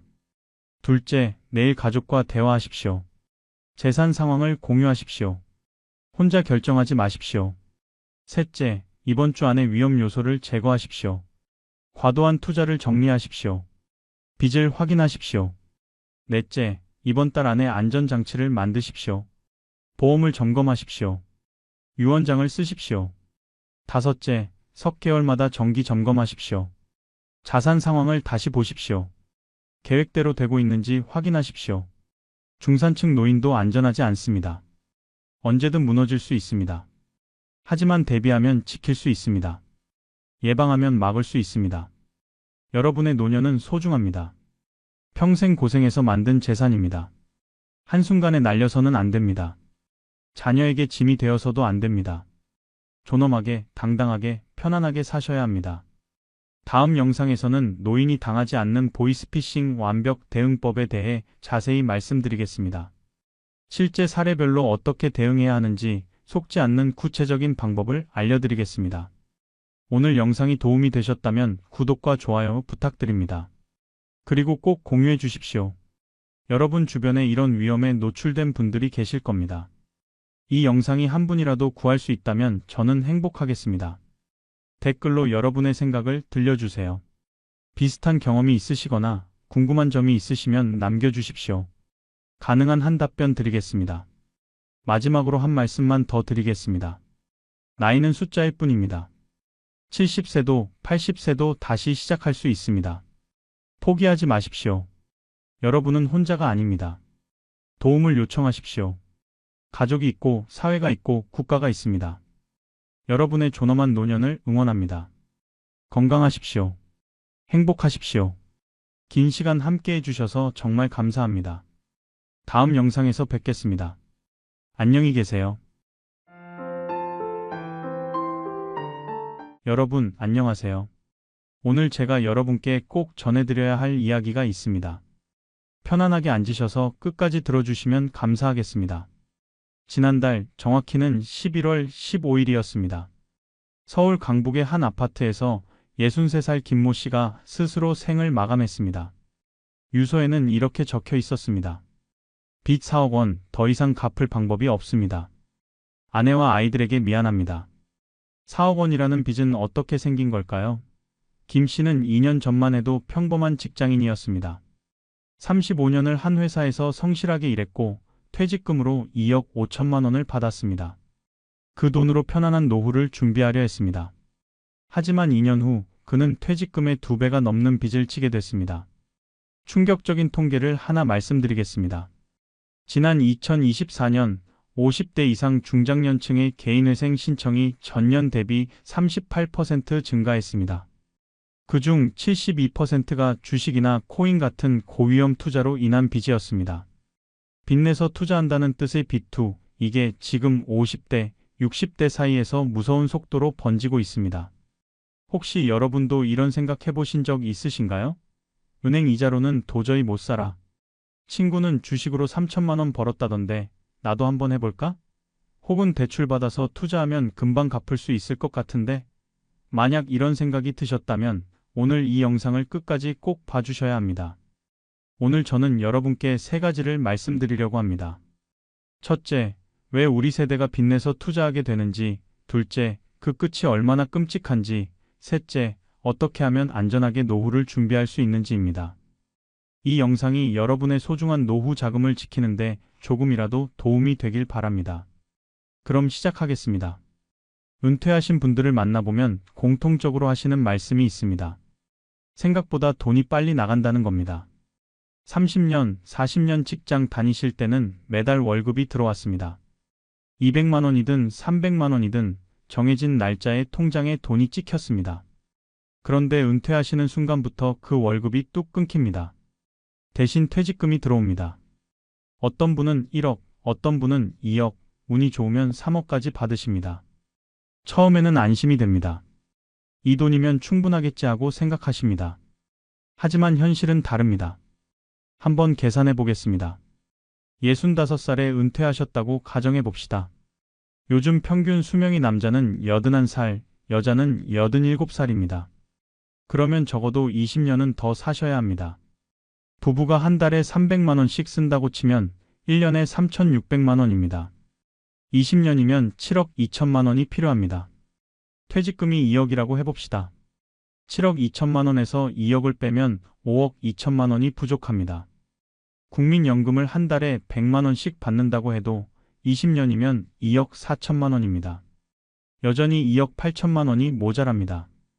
여기에 병원비는 계산해도 안 넣었습니다. 나이 드시면 여기저기 아프십니다.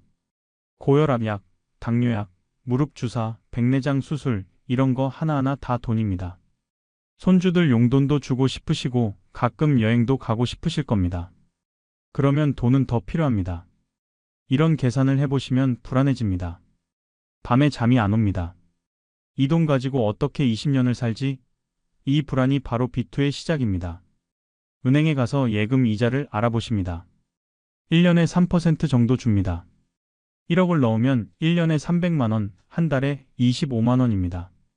이걸로는 휴대폰 요금도 못 냅니다. 그래서 생각하십니다.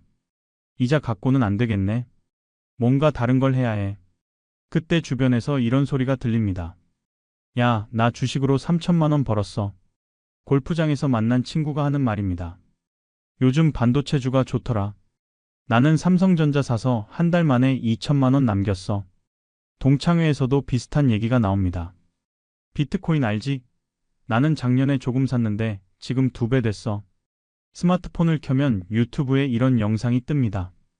50대도 쉽게 따라하는 주식 투자, 은퇴 자금 2배 불리는 법, 월 500만 원 수익 내는 코인 투자. 조회수가 10만, 20만씩 됩니다. 댓글에는 덕분에 1,000만 원 벌었습니다. 정말 감사합니다. 이런 글이 가득합니다. 그러면 생각하게 됩니다. 다들 하는데 나만 안 하면 바보 아닌가? 나도 해볼까? 이게 바로 두 번째 함정입니다. 성공한 사람들의 이야기만 들립니다. 실패한 사람들은 조용합니다. 부끄러워서 말을 안 합니다. 그래서 마치 투자하면 다 성공하는 것처럼 보입니다. 이웃집 사는 박 씨도 작년에 주식으로 5천만 원 벌었다고 합니다. 새 차를 샀습니다. 해외여행도 다녀왔습니다. 부러워 보입니다. 나도 저렇게 될 수 있을까? 하는 생각이 듭니다.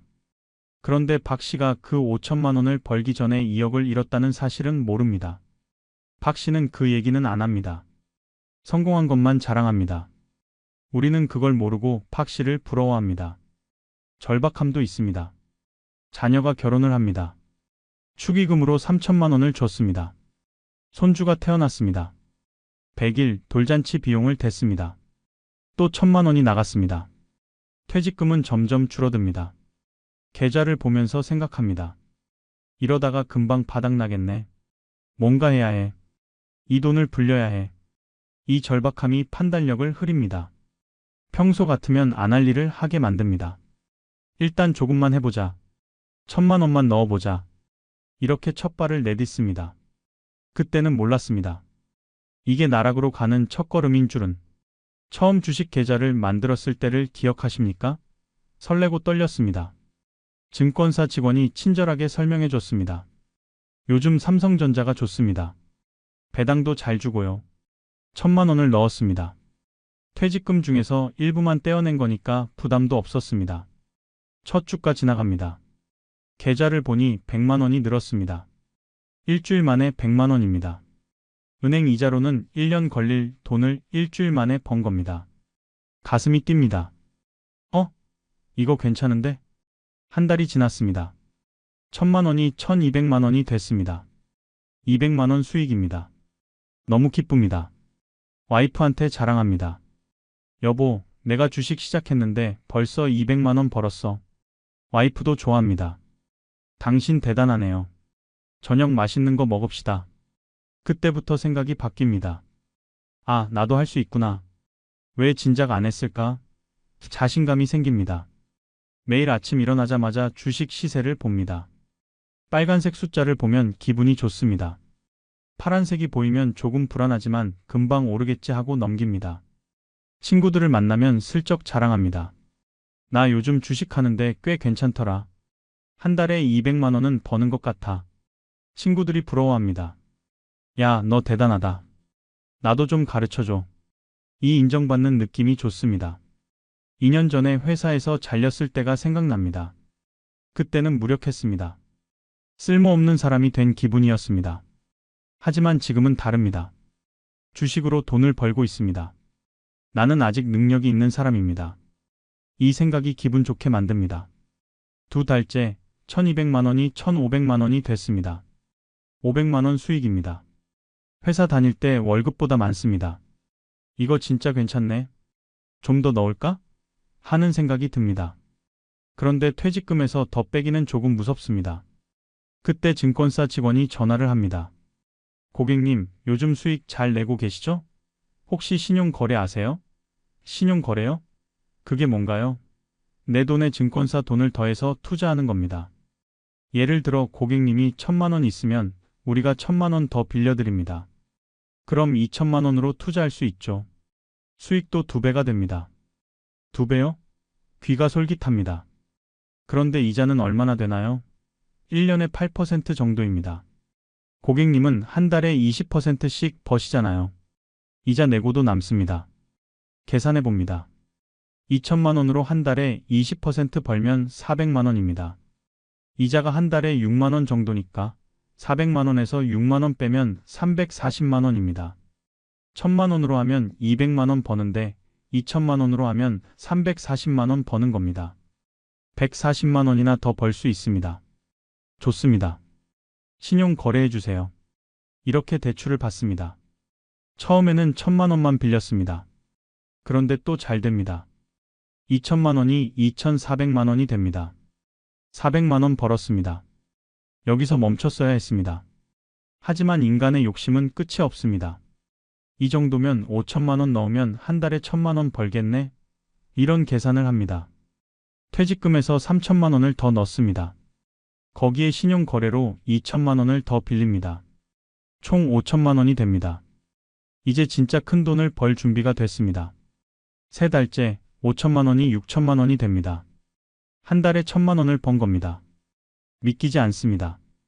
회사 다닐 때는 1년 내내 일해서 2천만 원 모으기도 힘들었는데 지금은 한 달에 1000만 원을 법니다. 주변 사람들한테 더 자랑합니다.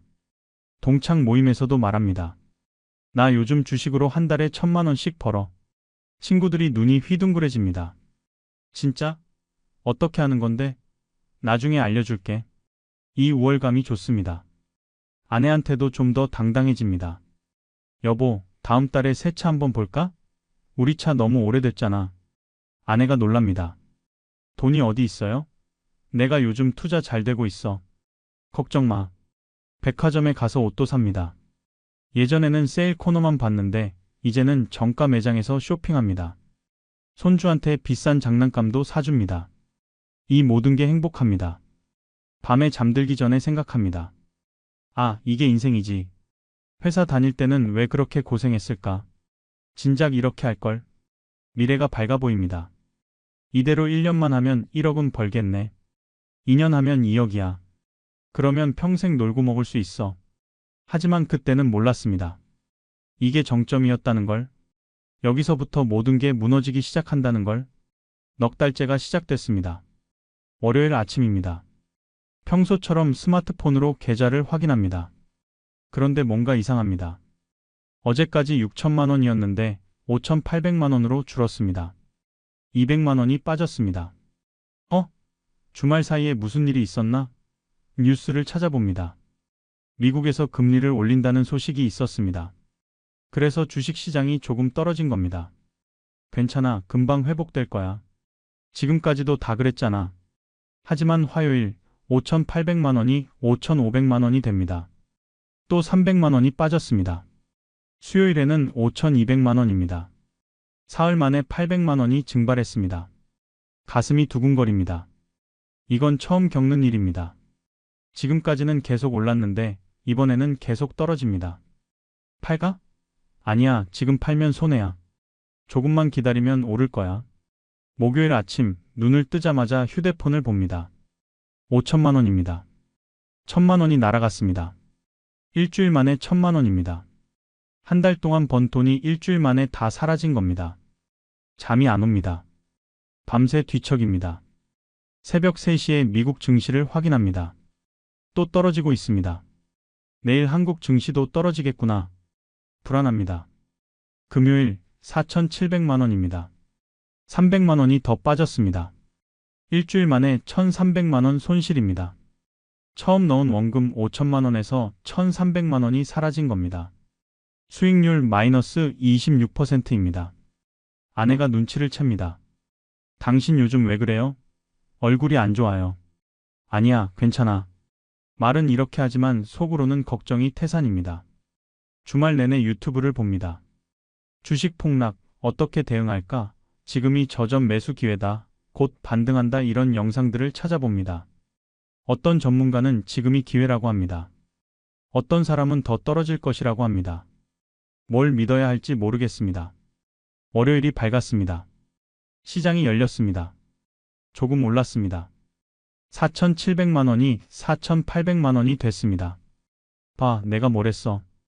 오른다니까. 조금만 더 기다리면 원래대로 돌아올 거야. 하지만 기쁨도 잠시, 다음날 다시 떨어집니다. 4,500만 원입니다. 그 다음 날은 4,300만 원입니다. 원금 5천만 원에서 700만 원이 사라졌습니다. 여기서 중요한 결정을 해야 합니다. 팔 것인가 말 것인가. 팔면 700만 원 손해를 확정하는 겁니다. 안 팔면 더 떨어질 수도 있고 오를 수도 있습니다. 아직 팔면 안 돼. 지금 팔면 700만 원 날리는 거야. 조금만 더 기다리면 회복될 거야. 지금까지 항상 그랬잖아. 이런 생각으로 계속 들고 있습니다. 그런데 증권사에서 전화가 옵니다. 고객님, 신용 거래하신 거 아시죠? 지금 계좌가 많이 떨어져서요. 추가 담보를 넣으셔야 합니다. 추가 담보요? 그게 무슨 말이에요? 고객님이 2천만 원 빌리셨잖아요. 빌린 돈 대비 계좌 금액이 너무 떨어지면 돈을 더 넣으시든지 아니면 주식을 파셔야 합니다. 얼마나 넣어야 하는데요? 지금 기준으로 500만 원 정도 입금하시면 됩니다. 500만 원요? 지금 당장 500만 원을 어디서 구합니까? 며칠 여유를 주실 수 있나요? 내일 오전까지 입금 안 하시면 자동으로 일부 주식이 매도됩니다. 자동 매도라니. 지금 팔면 큰 손해인데 강제로 판다는 겁니다. 집에 있는 예금을 확인합니다. 600만 원 있습니다. 생활비로 쓰려고 남겨둔 돈입니다. 이 돈을 넣어야 하나? 고민이 됩니다. 하지만 지금 안 넣으면 주식이 팔립니다. 손해가 확정됩니다. 일단 넣자. 곧 오를 거야. 그럼 이 돈도 다시 찾으면 돼. 이렇게 생각하고 500만 원을 입금합니다. 생활비는 100만 원 남았습니다. 며칠 후 또 전화가 옵니다.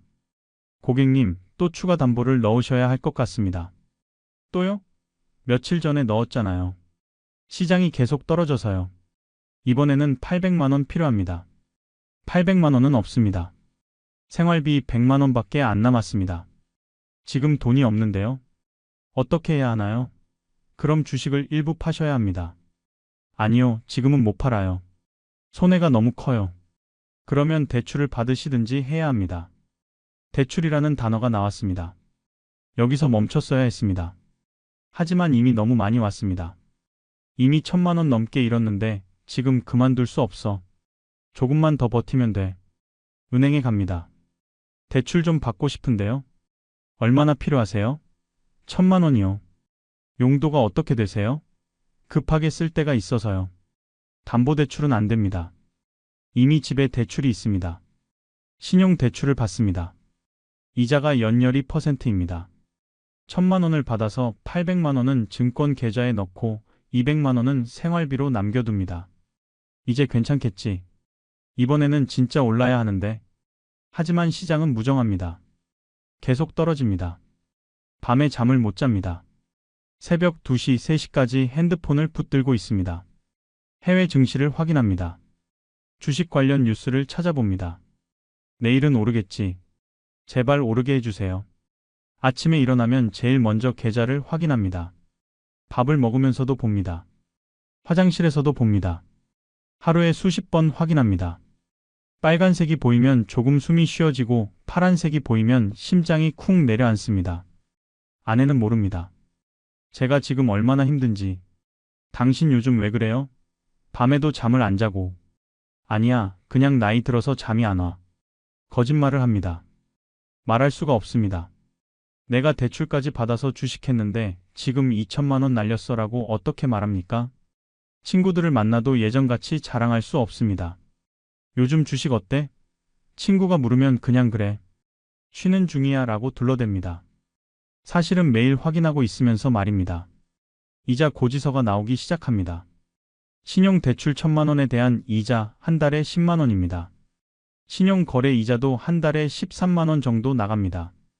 한 달에 23만 원씩 이자를 내야 합니다. 국민연금은 한 달에 80만 원 나옵니다. 거기서 23만 원을 이자로 내면 57만 원 남습니다. 이걸로 두 사람이 한 달을 살아야 합니다. 생활이 빠듯해집니다. 그때 생각합니다. 물타기를 해야 하나? 물타기란 주식이 떨어졌을 때 더 사서 평균 단가를 낮추는 겁니다. 예를 들어 10,000원에 샀는데 5,000원으로 떨어졌으면 5,000원에 더 사서 평균을 7,500원으로 만드는 겁니다. 그러면 7,500원만 돼도 본전입니다. 그래, 물타기를 하자. 지금이 바닥일 거야. 여기서 더 사면 나중에 오를 때 더 많이 벌 수 있어. 하지만 돈이 없습니다. 어디서 돈을 구합니까? 그때 떠오르는 게 있습니다.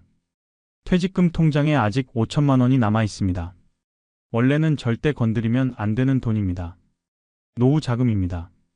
하지만 지금 이걸 넣어서 회복하면 나중에 다시 채워 넣으면 되잖아라고 생각합니다. 결국 2천만 원을 더 넣습니다. 주식을 더 삽니다. 평균 단가가 낮아집니다. 이제 조금만 오르면 본전이야. 화이팅! 그런데 현실은 또 다릅니다. 더 떨어집니다. 물타기한 2천만 원도 손실이 납니다. 이제 총 손실이 3천만 원입니다. 처음 넣은 5천만 원, 추가로 넣은 2천만 원, 대출받은 1,000만 원까지 합쳐서 총 8천만 원을 투자했는데 지금 계좌에는 5천만 원밖에 없습니다. 그때부터 매일이 지옥입니다. 아침에 눈 뜨는 게 무섭습니다. 오늘은 또 얼마나 떨어져 있을까? 밥맛이 없습니다. TV를 봐도 머리에 안 들어옵니다. 온통 주식 생각뿐입니다. 혈압이 올라갑니다. 병원에 가니 고혈압 진단이 나옵니다. 스트레스 받는 일 있으세요? 의사가 물어봅니다. 아니요, 없습니다. 또 거짓말을 합니다. 약을 처방받습니다. 한 달에 3만 원씩 나갑니다. 잠을 못 자서 수면제도 먹기 시작합니다. 그래도 잠이 안 옵니다. 새벽 4시에 눈이 떠집니다. 그때부터 아침까지 뒤척입니다. 머릿속에서 계산기가 돌아갑니다. 지금 5천만 원인데 여기서 20%만 오르면 6천만 원이야. 30% 오르면 6,500만 원. 그럼 손실을 2,500만 원으로 줄일 수 있어. 하지만 현실은 반대로 갑니다. 3천만 원 손실이 4천만 원이 되고 5천만 원이 됩니다. 8천만 원 넣어서 지금 3천만 원밖에 안 남았습니다. 62%가 사라졌습니다. 그때쯤 되면 이미 돌이킬 수 없습니다. 지금 팔면 5천만 원 손해야. 5천만 원이면 내 퇴직금 절반이야. 이걸 어떻게 날려? 팔 수도 없고 그렇다고 더 넣을 돈도 없습니다. 그냥 하늘만 쳐다보며 기도할 뿐입니다. 제발 오르게 해주세요. 하지만 그때는 이미 늦었습니다. 그렇게 나락으로 빠져들어갑니다. 여기서부터는 실제 사례들을 말씀드리겠습니다.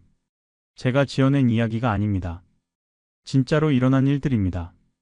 여러분께서 듣기 힘드실 수도 있지만 꼭 알아야 할 현실입니다. 첫 번째 사례입니다. 박모 씨, 61살입니다. 대기업에서 36년을 근무하고 은퇴했습니다.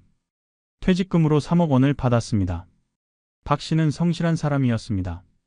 회사 다닐 때도 한 번도 지각한 적 없고 술도 거의 안 마셨습니다. 은퇴 후 1년은 편하게 보냈습니다. 여행도 다니고 취미 생활도 하고 손주들도 봐줬습니다.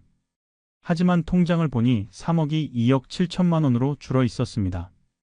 1년 만에 3천만 원을 쓴 겁니다. 이러다가 10년이면 3억이 다 없어지겠네. 그때 골프장에서 만난 친구가 말했습니다. 야, 나 주식으로 작년에 5천만 원 벌었어. 요즘 2차 전지주가 대박이야. 박 씨는 관심이 생겼습니다. 어떻게 하는 건데? 간단해. 그냥 좋은 종목 사서 들고 있으면 돼. 박 씨는 처음에 3천만 원으로 시작했습니다. 한 달 만에 4천만 원이 됐습니다. 이거 괜찮네? 그 다음 달에는 5천만 원이 됐습니다. 두 달 만에 2천만 원을 번 겁니다. 자신감이 생긴 박 씨는 3천만 원을 더 넣었습니다. 총 6천만 원이 됐습니다. 그리고 신용거래로 6천만 원을 더 빌렸습니다. 총 1억 2천만 원으로 투자하게 됐습니다. 처음 두 달은 잘 됐습니다. 1억 2천만 원이 1억 5천만 원이 됐습니다. 3천만 원 수익입니다. 박 씨는 행복했습니다. 이렇게 쉬운데 왜 진작 안 했을까? 하지만 세 번째 달 시장이 급락했습니다. 1억 5천만 원이 1억으로 떨어졌습니다. 5천만 원 손실입니다. 박 씨는 당황했지만 곧 회복되겠지 하고 생각했습니다. 그런데 계속 떨어졌습니다. 1억이 9천만 원이 되고 8천만 원이 되고 7천만 원이 됐습니다. 증권사에서 계속 추가 담보를 요구했습니다. 박 씨는 퇴직금에서 돈을 계속 빼서 넣었습니다. 6개월 후 박 씨의 계좌에는 3천만 원밖에 안 남았습니다. 하지만 빚은 6천만 원입니다. 신용거래로 빌린 돈입니다. 그동안 퇴직금 통장에서 1억 5천만 원을 빼서 넣었습니다. 결국 1억 5천만 원을 넣어서 3천만 원밖에 안 남은 겁니다. 1억 2천만 원을 날린 겁니다. 여기에 빚 6천만 원을 갚아야 합니다. 남은 돈 3천만 원으로는 부족합니다. 3천만 원을 더 구해야 합니다. 박 씨는 집을 담보로 대출을 받았습니다. 3천만 원을 빌려서 증권사 빚을 갚았습니다. 하지만 이제 집에 대출이 생긴 겁니다. 3천만 원입니다. 한 달 이자가 10만 원입니다. 퇴직금은 거의 다 날렸습니다. 통장에 3천만 원밖에 안 남았습니다. 박 씨는 절망했습니다. 36년을 일해서 모은 돈이 1년 만에 10분의 1로 줄었습니다. 아내에게 말할 수가 없었습니다. 자녀들에게도 숨겼습니다. 결국 1년 후 박 씨는 다시 일을 시작해야 했습니다. 62살의 나이에 경비일을 구했습니다. 한 달에 200만 원을 받습니다. 거기서 집 대출 이자 10만 원을 내고 나머지로 생활합니다. 박 씨의 아내는 2년 후에야 사실을 알게 됐습니다. 우연히 대출 독촉 문자를 받습니다. 당신 이게 뭐예요? 박 씨는 그제야 모든 걸 고백했습니다. 아내는 일주일 동안 말을 안 했습니다. 그리고 이혼을 요구했습니다. 지금 박 씨는 혼자 원룸에서 살고 있습니다. 낮에는 경비일을 하고 밤에는 편의점 야간 알바를 합니다. 64살의 나이에 하루 14시간씩 일합니다. 주식으로 쉽게 돈을 벌려다가 모든 걸 잃었습니다. 두 번째 사례입니다. 이모 씨 부부, 남편이 65살, 아내가 63살입니다. 이 씨 부부는 강남에 아파트를 갖고 있었습니다. 시세가 15억 원이었습니다. 대출은 없었습니다. 남편 퇴직금 1억 5천만 원도 있었습니다. 이 씨 남편은 코인에 관심이 생겼습니다. 뉴스에서 비트코인이 계속 오른다는 얘기를 들었습니다. 유튜브에서도 코인 투자로 10억 벌었다는 영상을 봤습니다. 처음에는 1천만 원만 넣었습니다. 한 달 만에 1,500만 원이 됐습니다. 500만 원 수익입니다. 이거 주식보다 낫네? 이 씨는 3천만 원을 더 넣었습니다. 한 달 후 4천만 원이 6천만 원이 됐습니다. 2천만 원을 번 겁니다. 이 씨는 흥분했습니다. 이거 대박이잖아? 전 재산을 여기에 넣으면 1년에 10억은 벌겠는데? 아내에게 말했습니다. 여보, 우리 아파트 팔아서 코인 투자하면 어때? 아내가 놀랐습니다. 뭐라고요? 아파트를요? 우리가 어디 살아요? 걱정 마. 1년만 투자하면 10억은 벌어. 그럼 더 좋은 집으로 이사 가면 되잖아. 아내는 반대했습니다. 하지만 이 씨는 계속 설득했습니다. 나 지금까지 석 달 동안 3천만 원 벌었어. 이대로 가면 1년에 1억 2천만 원이야. 아파트 팔면 15억이잖아. 15억으로 투자하면 1년에 60억을 벌 수 있어. 결국 아내가 동의했습니다. 이 씨 부부는 아파트를 팔았습니다. 15억 원을 받았습니다. 그리고 월세집으로 이사했습니다. 월세가 300만 원이었습니다. 이 씨는 15억을 코인에 넣었습니다. 처음 한 달은 잘 됐습니다. 15억이 17억이 됐습니다. 봐, 내가 뭘 했어. 1년이면 정말 60억이야. 하지만 두 번째 달 코인 시장이 폭락했습니다. 17억이 12억으로 떨어졌습니다. 5억이 사라진 겁니다. 이 씨는 당황했지만 곧 회복될 거야 하고 생각했습니다.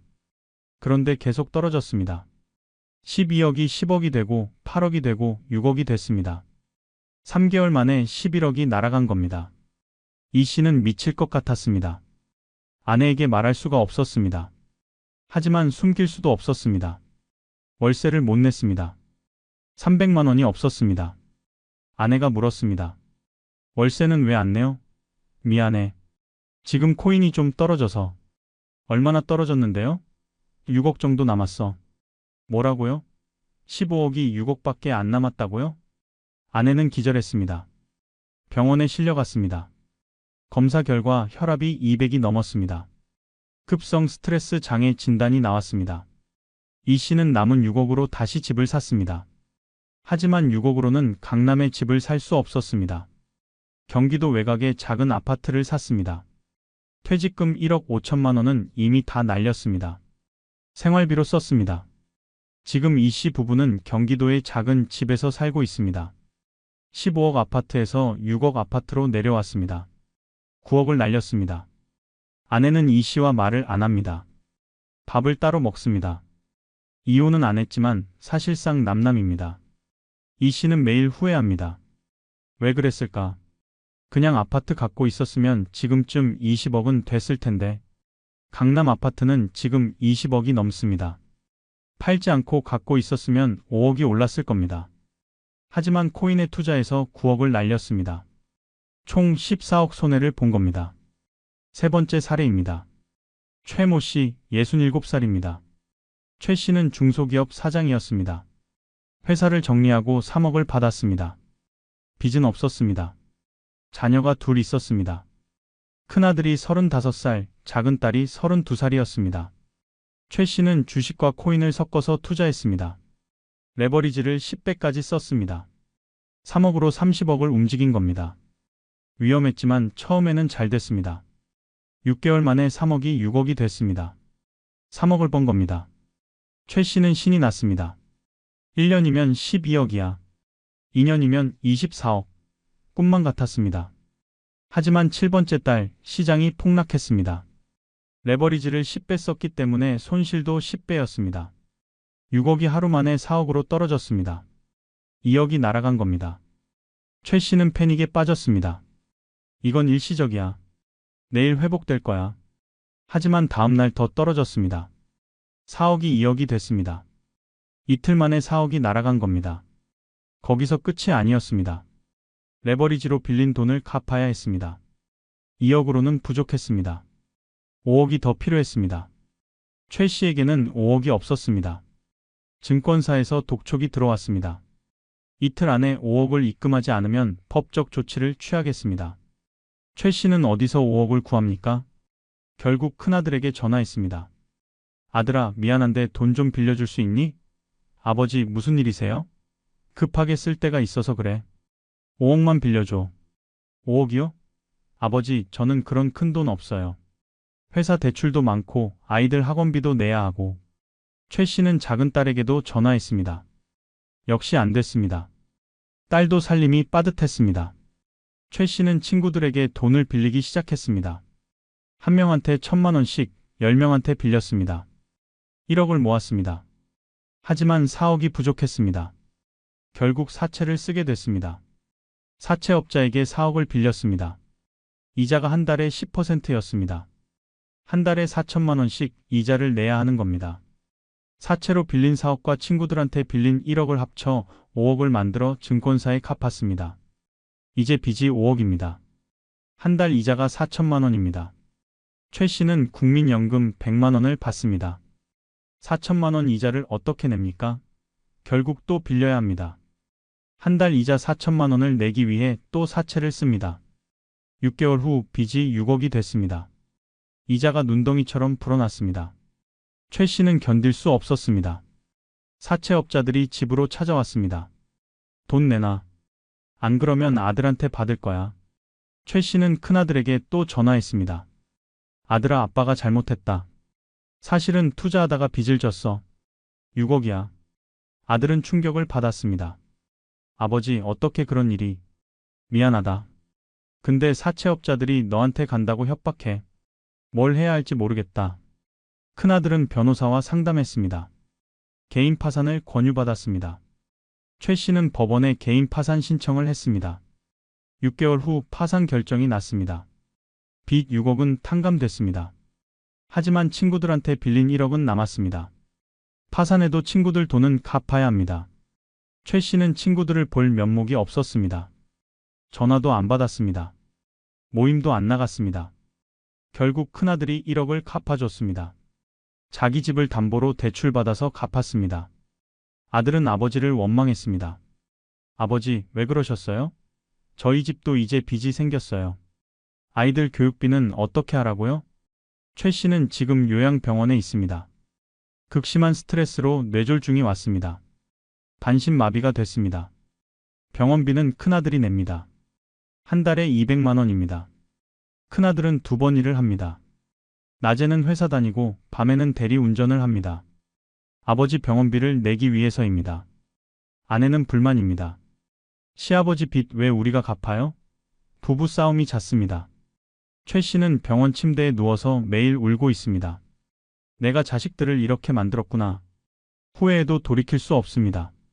3억으로 시작해서 가족 전체를 나락으로 빠뜨렸습니다. 이런 사례들이 지금 이 순간에도 일어나고 있습니다. 여러분 주변에도 있을 겁니다. 아니, 어쩌면 여러분 자신이 지금 이 길을 걷고 있을지도 모릅니다. 왜 이런 일들이 일어날까요? 왜 똑똑한 사람들이, 평생 성실하게 살아온 사람들이 이렇게 무너질까요? 여기에는 몇 가지 심리적 함정이 있습니다. 첫 번째, 매몰 비용의 오류입니다. 영어로는 성크 코스트 폴라시 성크 카스트 펠럿이라고 합니다. 이미 여기까지 왔는데 포기할 수 없어라는 심리입니다. 예를 들어볼까요? 여러분이 영화를 보러 갔습니다. 영화표가 10,000원입니다. 10분 봤는데 재미가 없습니다. 나가고 싶습니다. 하지만 10,000원 냈는데 나갈 수 없어 하고 끝까지 봅니다. 이게 매몰 비용의 오류입니다. 투자도 마찬가지입니다. 이미 2천만 원 잃었는데 지금 팔 수 없어. 여기서 조금만 더 버티면 회복될 거야. 이렇게 생각합니다. 하지만 이미 잃은 돈은 돌아오지 않습니다. 더 버티면 더 잃을 뿐입니다. 합리적으로 생각하면 지금 팔고 나와야 합니다. 2천만 원은 이미 날아갔습니다. 더 잃기 전에 멈춰야 합니다. 하지만 사람은 합리적이지 않습니다. 이미 2천만 원 잃었는데 여기서 포기하면 그동안 고생한 게 다 헛수고야. 이렇게 생각하고 계속 버팁니다. 그래서 2천만 원 손실이 3천만 원이 되고 4천만 원이 되고 결국 전 재산을 날립니다. 처음에 2천만 원 잃었을 때 멈췄으면 그나마 8천만 원은 건졌을 겁니다. 하지만 이미 왔는데 하는 생각 때문에 모든 걸 잃습니다. 두 번째, 손실 회피 심리입니다. 사람은 이익을 얻는 기쁨보다 손실을 보는 고통을 더 크게 느낍니다. 100만 원을 버는 기쁨보다 100만 원을 잃는 고통이 2배 더 큽니다. 그래서 손실을 확정하기가 너무 싫습니다. 팔면 손해가 확정돼. 안 팔고 들고 있으면 언젠가는 오를 거야. 그럼 손실이 아니잖아. 이런 식으로 자기 합리화를 합니다. 하지만 현실은 다릅니다. 들고 있어도 계속 떨어질 수 있습니다. 오늘 2천만 원 손실인데 한 달 후에는 3천만 원 손실이 될 수 있습니다. 손실을 회피하려다가 더 큰 손실을 봅니다. 세 번째, 체면과 자존심입니다. 특히 우리 세대는 이게 강합니다. 내가 실패했다는 걸 어떻게 인정해? 친구들한테, 가족한테 뭐라고 말해? 골프장에서 자랑했습니다. 나 주식으로 3천만 원 벌었어. 친구들이 부러워했습니다. 그런데 지금 와서 사실 5천만 원 잃었어라고 어떻게 말합니까? 창피합니다. 자존심이 허락하지 않습니다. 그래서 숨깁니다. 거짓말을 합니다. 요즘도 잘 되고 있어. 친구들은 여전히 저를 성공한 투자자로 생각합니다. 하지만 제 계좌는 마이너스입니다. 이 괴리가 스트레스를 만듭니다. 가족한테도 마찬가지입니다. 내가 가장으로서 실패했다는 걸 어떻게 말해? 아내한테, 자식한테 말할 수가 없습니다. 혼자 끙끙 앓습니다. 밤에 잠을 못 잡니다. 이 체면과 자존심이 조기 대응을 막습니다. 처음 손실이 났을 때 가족과 상의했으면 좋았을 겁니다. 여보, 내가 주식하다가 2천만 원 잃었어. 어떻게 하면 좋을까? 이렇게 말했으면 아내가 말렸을 겁니다. 당장 그만두세요. 더 잃기 전에. 하지만 체면 때문에 말을 못합니다. 혼자 결정합니다. 물타기를 하자. 이걸로 회복하자. 잘못된 결정을 내립니다. 주변에 조언을 구할 사람이 없으니까요. 네 번째, 도박 심리로의 전환입니다. 처음에는 투자였습니다. 좋은 회사 주식을 사서 장기 보유하자. 이게 투자입니다. 하지만 손실이 나면서 생각이 바뀝니다. 한 방이면 돼. 한 번만 크게 오르면 모든 손실을 만회할 수 있어. 이건 투자가 아니라 도박입니다. 카지노에서 돈을 잃은 사람이 마지막 판에 올인하면 다 만회할 수 있어 하는 것과 똑같습니다. 그래서 더 위험한 종목에 투자합니다. 변동성이 큰 코인이나 테마주를 삽니다. 이게 내일 2배가 되면 손실을 다 만회해. 하지만 현실은 다릅니다. 2배가 되는 대신 반토막이 납니다. 도박 심리에 빠지면 합리적 판단을 못합니다. 확률을 생각하지 않습니다. 될 수도 있잖아 하는 막연한 희망만 갖습니다. 마치 로또 복권을 사면서 나도 당첨될 수 있어 하고 생각하는 것과 같습니다. 다섯 번째, 전문가 도움을 거부하는 심리입니다. 손실이 커지면 전문가한테 상담을 받아야 합니다. 재무 상담사나 금융 전문가한테 물어봐야 합니다. 하지만 대부분 안 합니다. 왜 안 할까요?